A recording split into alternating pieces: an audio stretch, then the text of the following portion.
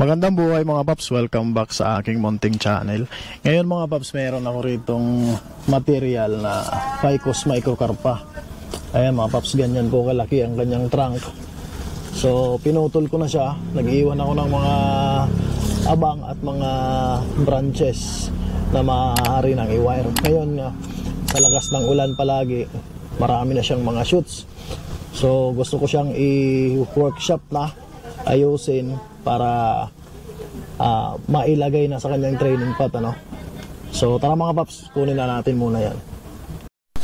So mga paps, ito yung aking material. So dito ko muna siya ayusin kasi medyo madumi yung kanyang pot, ano? So dito muna sa labas, ayan ang itsura niya. Ito yung likod, sobrang daming aerial roots, kaya kailangan kong linisin yan. Tapos magse-select na rin ako ng branch. Tapos ito nga pala, kung nakikita nyo yung naka-curve na yan, magiging panibagong material yan. So puputulin ko yan dyan mga paps sa loob at gagawin kong panibagong material. So sa dami ng kanyang aerial roots, pwede na siyang pang rock clasping. So makikita nyo yan. So tara mga paps at umpisahan na natin.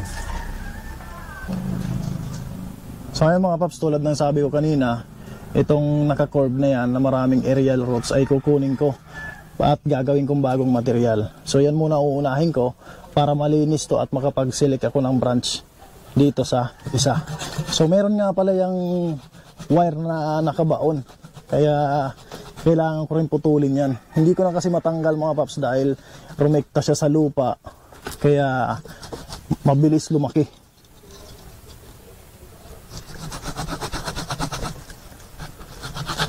So medyo mahirap na itong putulin kasi malaki na, maraming aerial roots at saka meron pang nakabaong wire. Pero dahan-dahanin natin para sayang naman kung itatapon lang.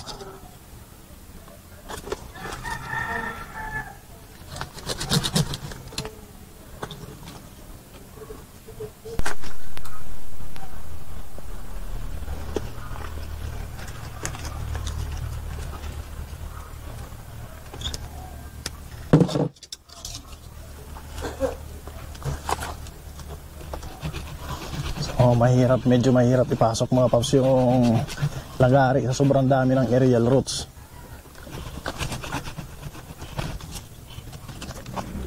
Dala na ako ng map.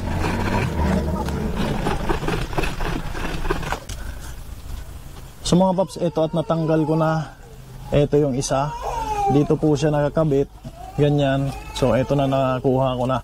So ito pwede na itong pang rock clasping direkta. O ayan, puro aerial roots na ito. Tapos ito yung katawan niya, meron pong nakabaon na wire. Yan, napapansin ba dyan mga paps? Kasi napabayaan na, bumao na yung wire. Pero hindi ko na tinanggal, bali lalamunin niya na lang din naman yan. Hindi naman na yan makaka-apekto sa kanya. So ayan, so ito, later ko na lang ito gagawin. Ito muna uunahin ko mga paps. So ito na po, tanggal ko na yung isang nakakabit.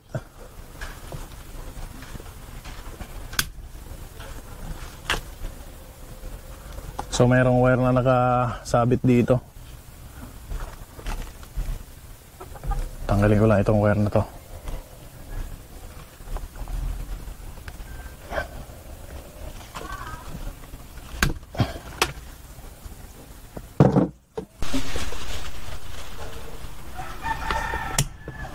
So lilinisin ko lang ito mga paps para baka may lumabas pang shots dyan.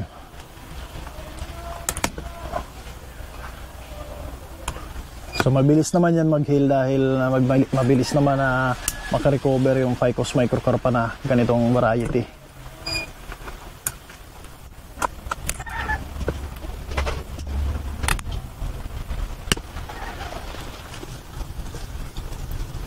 Tingin ko tatanggalin ko na lang ito ng buo. Parang pangit kung andyan pa siya.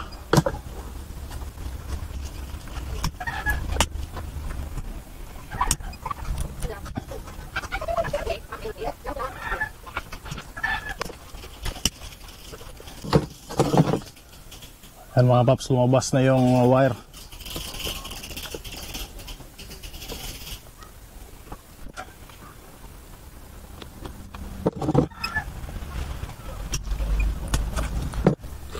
So ayan na siya mga paps, ano. So ngayon pag-iisipan ko muna kung anong yung magiging tayo niya, ano mga paps. Kung ganyan na nga ba, ito yung main trunk, tapos ito yung magiging trunk line niya, paganyan, or ito yung susundan. So ayan mga paps, ano, kung ito yung susundan ko, itong trunk line na yan, medyo nakaslanting siya. Sa tingin ko mas maganda na putulin ko to dito. Tapos itong isa na to, parang ito yung gusto ko na magiging leader, ano. Ito, ganito yung forma. So tatanggalin ko muna to. Tatanggalin ko na to diretso para makita natin.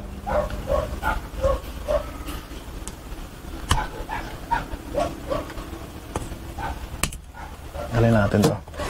Ito nga pala yung napiling front ko, ano. Kaya dyan ako nakapokus mga paps. Yan yung napiling front. So, tanggalin natin to.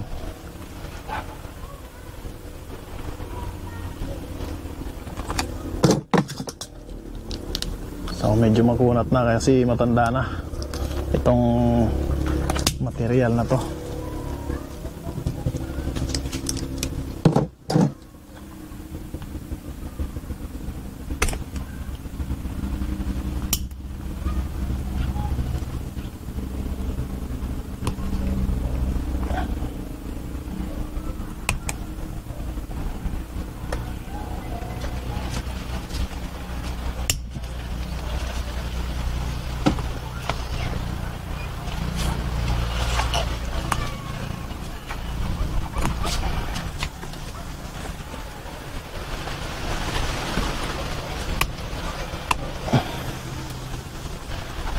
So ayan, natanggal ko na yung branch dito.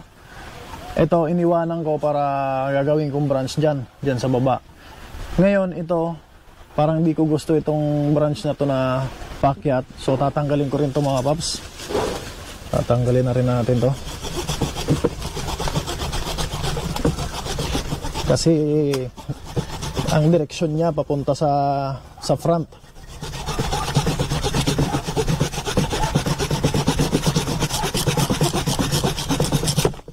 Ayan. So ito yung magiging first branch niya. Ngayon puputulan ko rin ito mga paps para hindi ganon kataas, hindi ganon kahaba. Ayan. Tulan na rin natin to.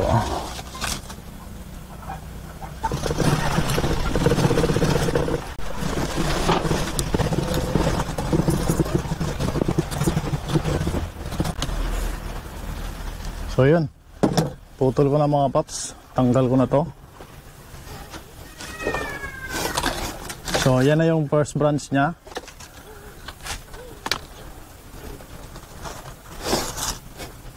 Ngayon, since ito yung napili ko na trunk line, puputulin ko rin to hanggang dito para meron siyang tapering mga paps, malaki at papaliit. So puputulin ko na rin yan.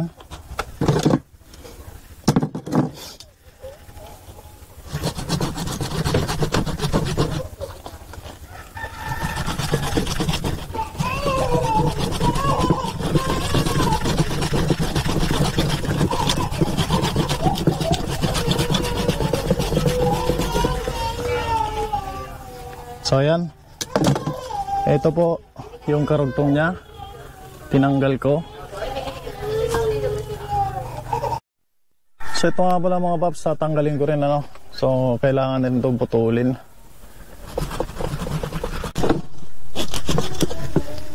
So ayan mga paps, tatanggal ko na rin. Ito, kailangan ko rin putulin dito mga paps. So yan, siya ang magiging back branch.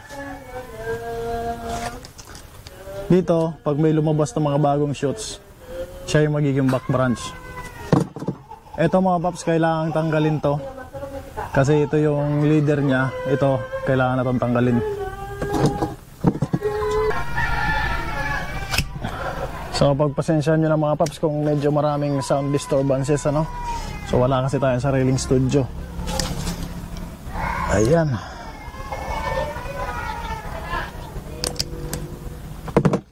So konti na lang ang tira.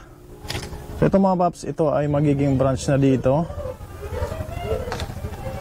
Ngayon ito, kailangan din tanggalin. Tatanggalin din natin yan.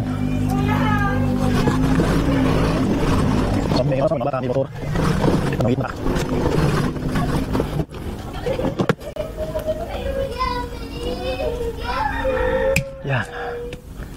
So konting pace na lang.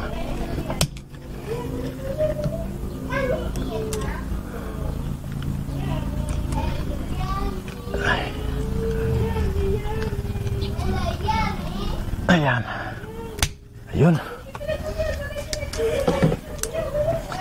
So ayan mga paps, nalinis ko na. Bali, eto, puputulan din natin to. Yan. So ayan na po itsura niya mga paps. Ito naman, wire ko tong dalawa mamaya para sila yung branch dyan. Ngayon, tatanggalin ko muna dito sa pot. Kung mapapansin nyo, sobrang kapal na ng roots dito. Yan.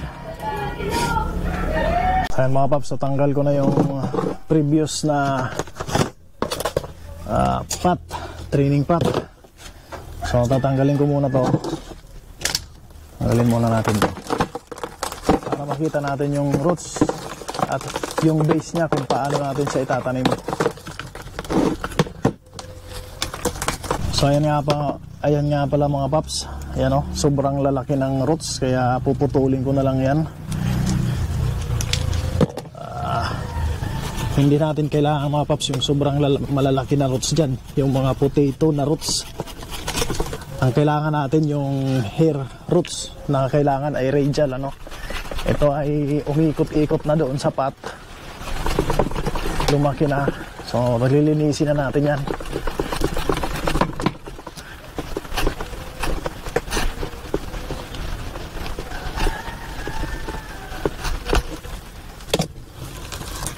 Yun. Laki.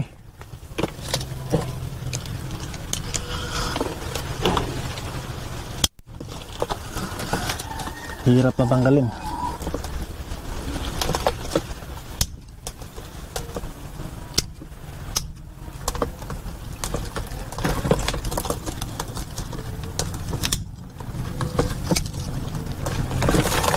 Yan mga paps, laki.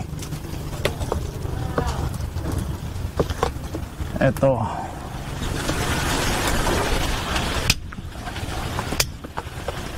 Asan kaya ang puno nito?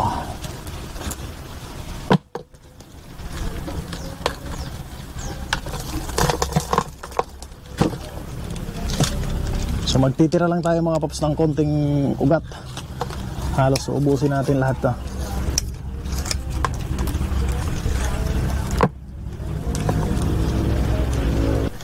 So ito mga paps, at tinanggal natin po yung main roots. Ayan po siya, dyan po siya nakalagay.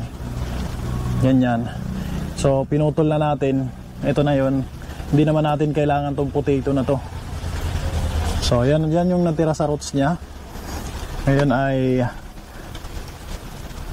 so marami pa rin aerial roots, ano mga paps. Itatanim ko na lang yan dyan. Pagka lumaki naman yung aerial roots na yan, pag dumikit dyan sa kanyang katawan, magiging part naman na yan ng kanyang katawan. So ngayon, ito muna. Mamaya ayusin ko na lang yung aerial roots na yan. Buwasan pa natin konti.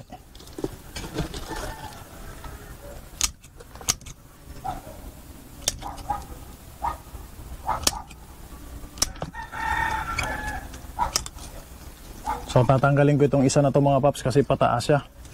So pangit. Maganda yung sumusunod yung flow, ano, pare-parehas yung flow. Tanggalin natin yan.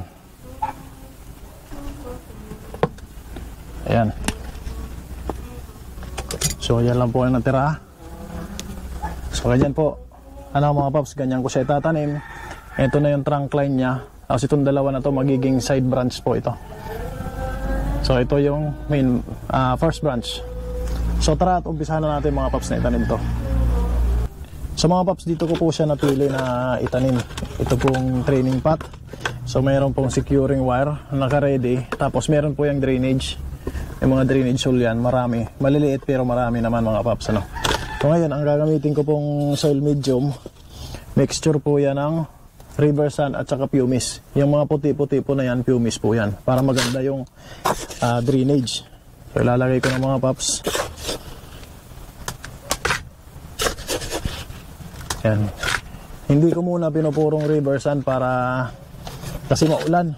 So baka mabulok yung roots. So lagyan ko na dyan.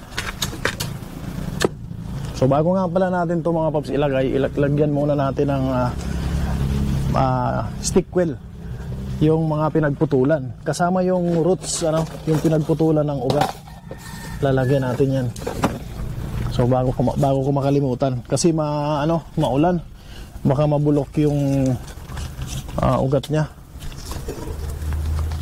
Yung mga pinagputulan baka mabulok. So lagyan ko ito. So wala po akong mga paps, wala akong cut paste. Kaya ito yung nalalagay ko. So nakita ko naman sa ibang mga nagbobonsai na okay naman daw to. So ginaya ko na lang mga paps, ano. So natuto rin tayo galing sa kanila. So lagyan muna natin yan para di mabulok. So lahat po ng pinagputulan pati ugat.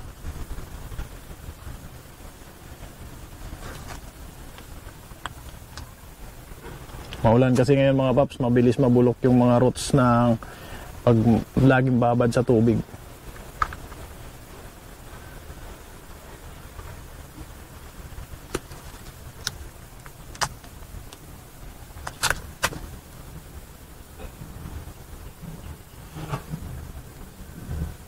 So lahat mga paps, pati branches.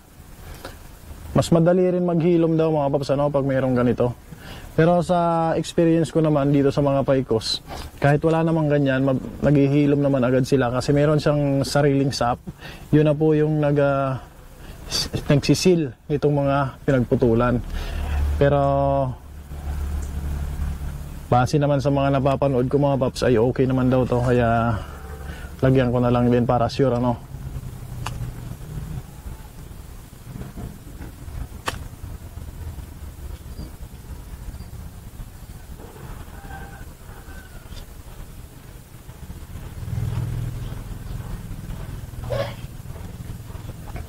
So ayan. So ngayon mga paps, susubukan ko na itong puno dito. So ganyan, medyo nakalubog muna ng konti para lahat ng roots ay nakadikit sa lupa. Ayan. Sa pagkabuhay na siya, tsaka ko na lang siya medyo i-expose ng konti.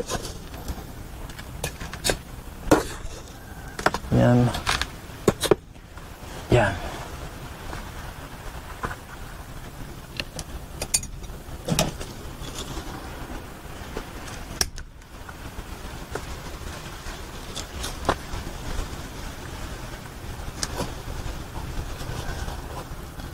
So ganyan mga paps, ngayon isi-secure ko na siya nitong wire.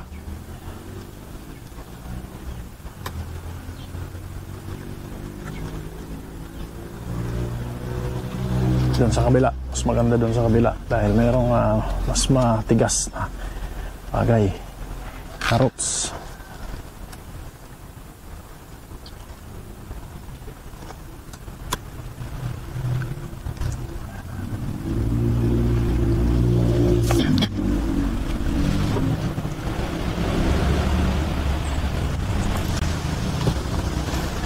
So ayan po mga paps, at nakasecure na siya.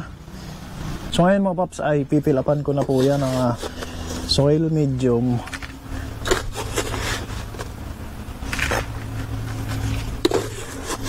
Yan. So yan po yung napili ko na front. So pag sa ngayon, unang beses na pagtanim ay medyo nakalubog pa siya ng husto para mabuhay, ano mga paps, yung lahat ng roots ay nasa ilalim ng lupa. So pagka nakalutang, pagka medyo matagal-tagal na yan dyan at stable na, ilulutang ko na yan, i-expose ko na yung roots nya.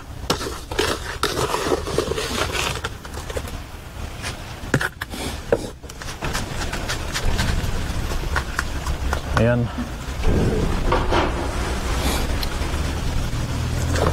So maganda pagka napapawild muna natin yung material para lumalaki talaga siya, no? Mabilis lumaki.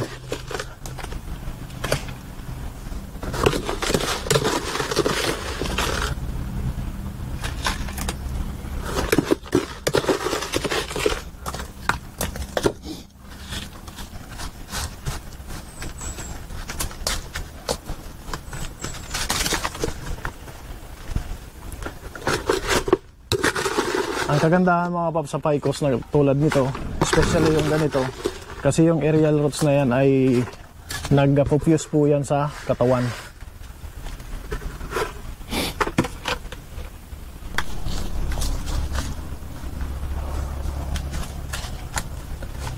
So yan at naitanim ko na mga paps. Ayan po siya, naitanim ko na. So may tapering siya, no mga paps, tinanggal ko lahat ng ibang branches. Ayan po siya. Ito yung first branch. Hindi ko na po tinanggal yung mga maliliit dyan para mapagpilian na kaagad, ano, soon. Tapos itong dalawa rito, i-wire ko po ito para mailagay ko naman sa kanilang pwesto. So hindi ko na tinanggal yung mga dahon mga paps para mabilis sila makahabol, yung mabilis sila lumaki. Ganyan po yung style ko.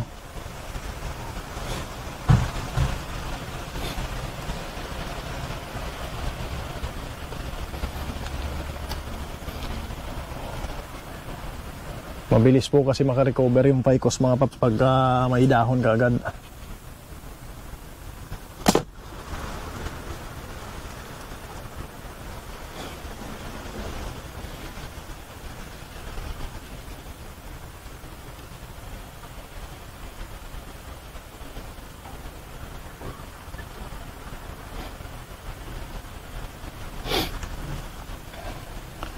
Ito, lalagay ko na ito sa likod, itong isa.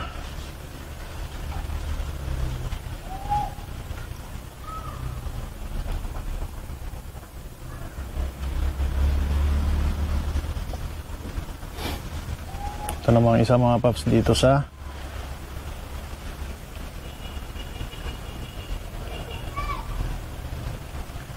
yan. So ayan na siya mga paps, tapos na maitanim itong isang part ng ating bonsai material.